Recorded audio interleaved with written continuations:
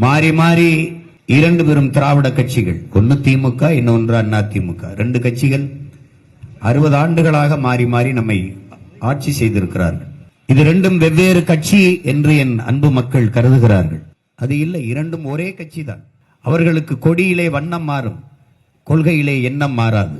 காங்கிரஸ் கட்சியும் பாரதிய ஜனதாவும் ஒரே கட்சி தான். அவர்கள் கதர் கட்டின பாரதிய ஜனதா, அவர்கள் காவி கட்டின காங்கிரஸ். ரெண்டு பேருக்கும் வேறுபாடு கிடையாது. காங்கிரஸ் கட்சியினுடைய வெளியுறவு கொள்கை என்ன? ஒன்றுதான். பாரதிய ஜனதா கட்சியின் வெளியுறவு கொள்கை என்ன? அதேதான். காங்கிரஸ் கட்சியினுடைய பாதுகாப்பு கொள்கை என்ன? பாரதிய ஜனதா கட்சியின் பாதுகாப்பு கொள்கை என்ன? ரெண்டும் ஒன்றுதான். காங்கிரசின் பொருளாதார கொள்கை என்ன? அதே தனியார் மயம், தாராளமயம், உலகமயம். அதேதான் பாரதிய ஜனதா கட்சியின் பொருளாதார கொள்கை. அவர்களுடைய கல்விக் கொள்கை என்ன? அவர்களுடைய மருத்துவ கொள்கை என்ன? ரெண்டுமே ஒன்றுதான். சரக்கு மற்றும் சேவை வரி ஜிஎஸ்டி கொண்டு வந்தது யார்? காங்கிரஸ். அதை செயல்படுத்தினது யார்? பாரதிய ஜனதா.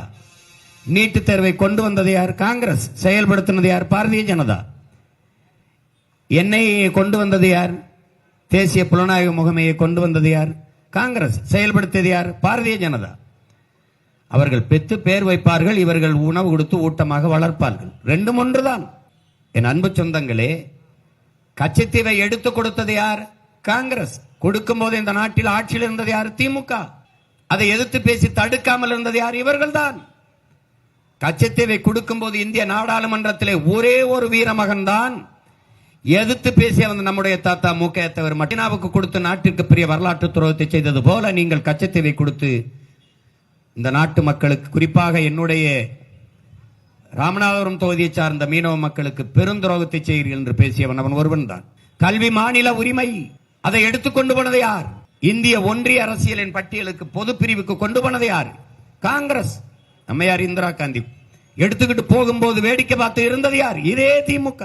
அவன் எல்லாவற்றையும் எடுத்துக்கொண்டு போவான், இவர்கள் வேடிக்கை பார்த்துக் கொண்டிருப்பார்கள். ஏன்? அற்ப பதவிக்காக ஆட்சியை கலைத்து விடுவார்கள் என்ற அச்சத்திலே வேடிக்கை பார்த்துக் கொண்டிருப்பார்கள். எடுக்கும் போது தடுக்காமல் இருந்துவிட்டு இப்போது கல்வியை மாநில உரிமைக்கு கொண்டு வருவோம் என்று பேசி ஏமாற்றுவார்கள். கச்சத்தீவை கொடுக்கும் போது தடுத்து போராட நிறுத்தாமல் விட்டுவிட்டு இப்போது கச்சத்தீவை மீட்க போராடுவோம் என்று பேசுவார்கள். தொடர்ச்சியாக 18 ஆண்டுகள் இந்திய அமைச்சரவையிலே இருந்த கட்சி திமுக. அப்போதெல்லாம் கல்வியை மாநில பட்டியலுக்கு கொண்டு வராமல், அப்போதெல்லாம் கச்சத்தீவு மீட்பு பற்றி பேசாமல் இவர்கள்தான். இந்த கட்சிகளில் என்ன வேறுபாடு கண்டீர்கள்?